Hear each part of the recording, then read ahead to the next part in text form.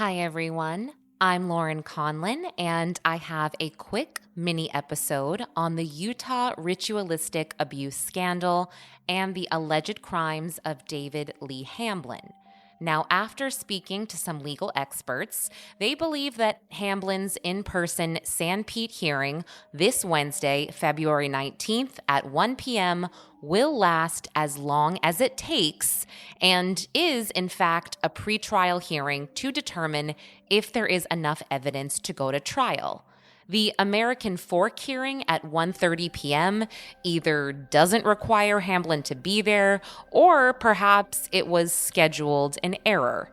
He does have different lawyers for each of these cases, so it's very possible that he doesn't need to attend the second hearing. I guess we'll just wait and see. But the San Pete hearing is crucial. This is a pivotal moment in this case. Will David Lee Hamblin finally be tried in front of a jury of his peers or not? I mean, I guess he could always opt for a bench trial as well, which, let's face it, if this does go to trial, which, oh my gosh, it has to, I think he should opt for a bench trial because I don't see how anyone could sit through the testimony of this survivor and also look at the corroborating evidence surrounding David Lee Hamblin over the past few decades and say, yeah, this guy is totally innocent. That's just my opinion. But the purpose of this episode was to make you all aware of something I came across, and then in turn, it caused me to just dig a little bit deeper on the bill, the Utah ritualistic child abuse bill.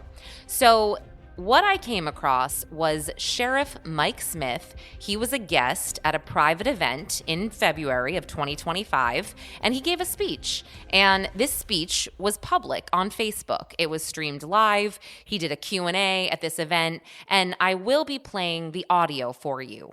And while part of this little Q&A was very reassuring, part of something he said was not, and I'll discuss that in a minute.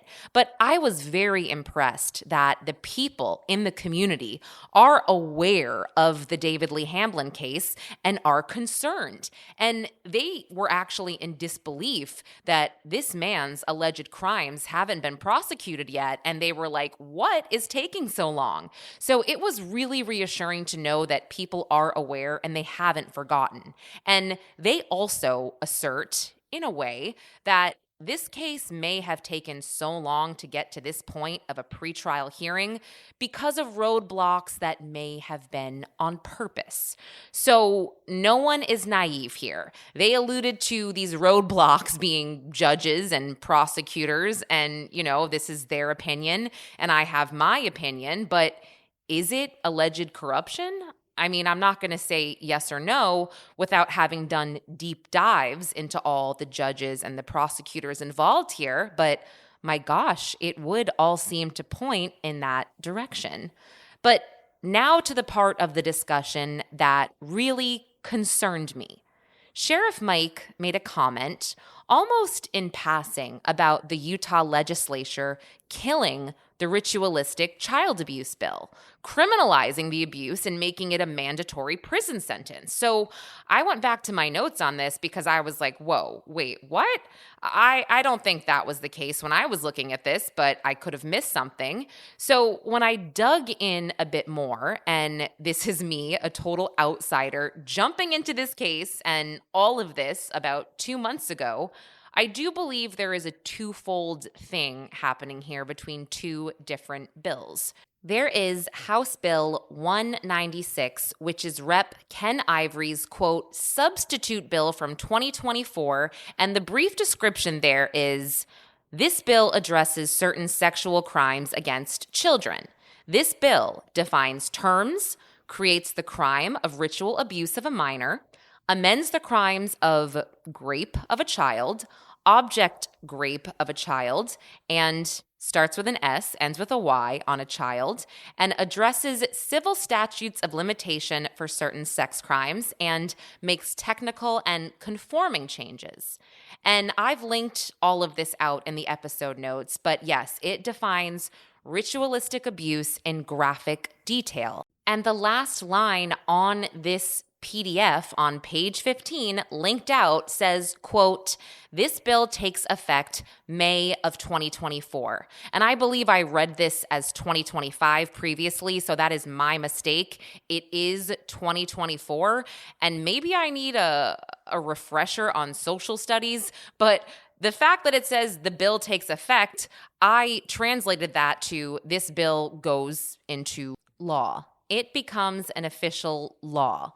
But again, maybe I need a social studies refresher here, because I then dug a little bit deeper and I found a tweet and an article from September of 2024 from Fox 13's Adam Hurwitz that reads, quote, "Ritualistic sex abuse. This bill made it out of the Utah House of Representatives last year, but then it stalled, and now it's back on the table," end quote.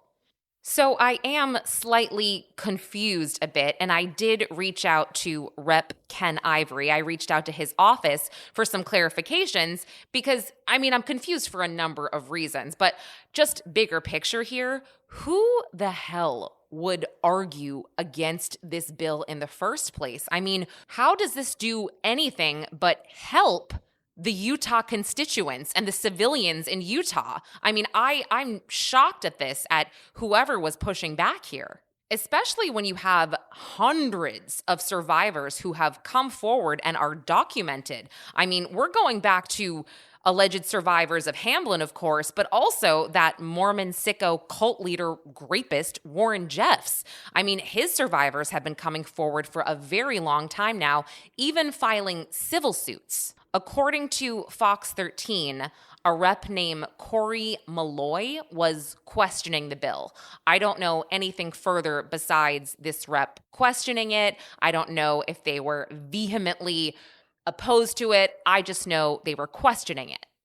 But the other bill that I wanted to discuss was House Bill 66, also sponsored by Rep. Ken Ivory, and this is called the Ritual Abuse Amendments, and this bill would, quote, "require law enforcement to undergo training to understand the impact of abuse that is ritualistic in nature. It also adds an aggravated factor to the code regarding abuse that occurs in a ritual practice," end quote. Now, this was supposed to be discussed in a House Law Enforcement and Criminal Justice Committee in January of 2025. However, I did pull the minutes from this meeting that were public online, and I didn't see it discussed at all. So I was a bit confused, and it's so interesting because as I was recording or am recording this episode, someone wrote me back from Ken Ivory's office, an intern. So I asked what the status was of House Bill 66, and this is the response I got from the intern. She was super nice. Quote, "Hello, Lauren. Thank you for reaching out about House Bill 66 Ritual Abuse Amendments. I had drafted an email to you last week and was waiting for that Senate vote. Here is the update. This bill received a unanimous favorable recommendation in the Senate Judiciary, Law Enforcement, and Criminal Justice Committee on Monday. Last week, it had a unanimous vote on the Senate floor as well! Exclamation.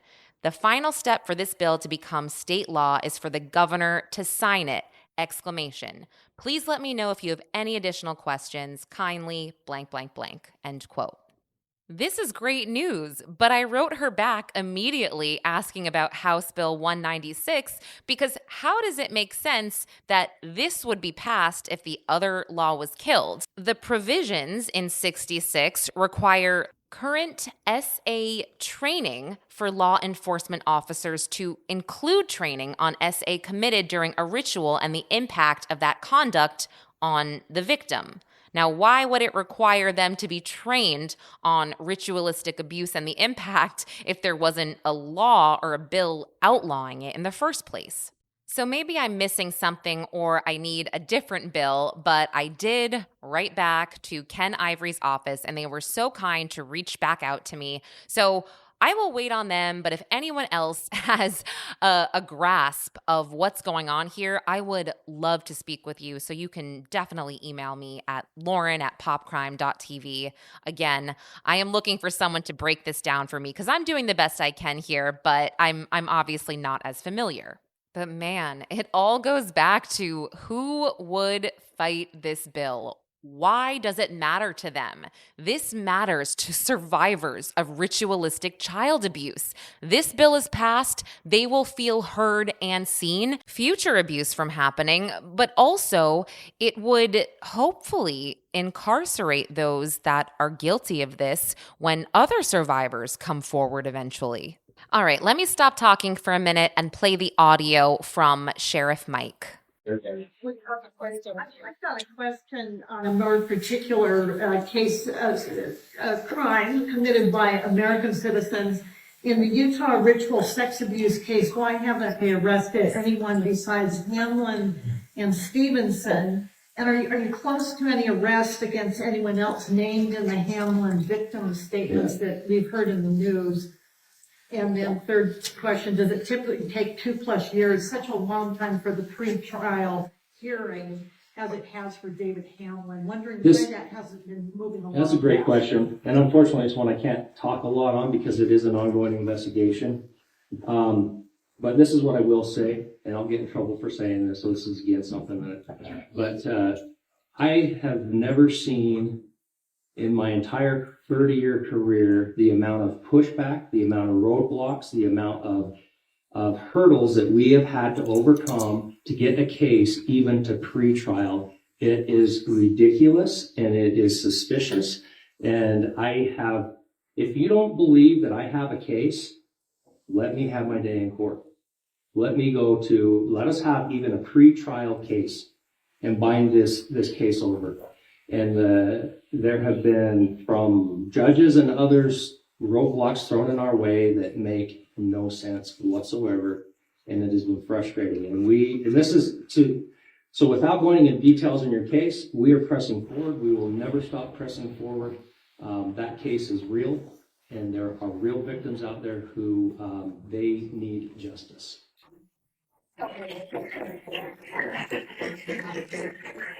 The pushback on a case like that, the pushback coming from judges and so forth, and because you may not say it's pushback, but if it's a roadblock, it's a pushback.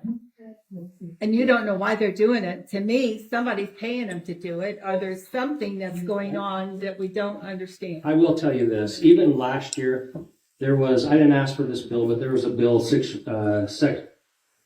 ritualistic sexual abuse bill, that carved out a specific penalty for this type of behavior.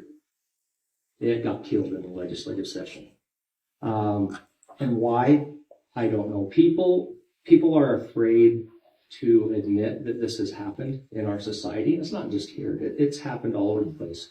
But here's the reality. If you can wrap your mind around, this is the best way you can describe it. If you can wrap your mind around a small child that's very impressionable, and if you can convince this child of certain things, and convince this child that if they say that these things happen to them, that certain things will happen to them, whether it happened or not, whether we believe it's really this big thing or not, that person believes it to the point that they are in their 30s and 40s before they ever get the courage up to go, I'm not living with this any longer. They were so successful in striking fear into that child's heart that it carries with them their entire life. Whether the threat's there or not, it worked.